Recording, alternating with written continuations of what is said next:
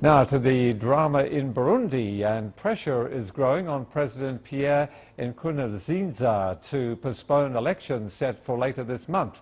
The European Union has cut off its funding for the vote. America also has signalled it will freeze aid. Jim Spellman has the story. Belgium, the Netherlands and Switzerland are withholding funding for scheduled elections in Burundi. Meantime, the European Union and the United States are calling for those elections to be delayed as violent protests continue amidst a harsh government crackdown that has left at least since late April. The protests have been in response to the president's move to run for a third term.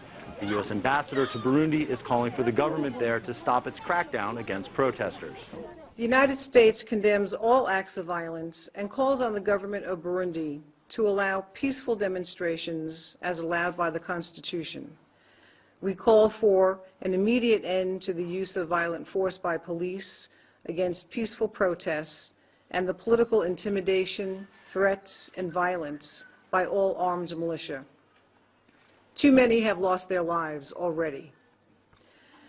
The reports of closure of radio stations and blocking of social media have only increased the instability and violence. Those presidential elections are currently scheduled for late June. African leaders gather Wednesday in Tanzania to work on a solution to the crisis. Already, some 50,000 Burundians have fled the country. African leaders fear that this could escalate into a full-blown regional crisis. Jim Spellman, CCTV, Washington.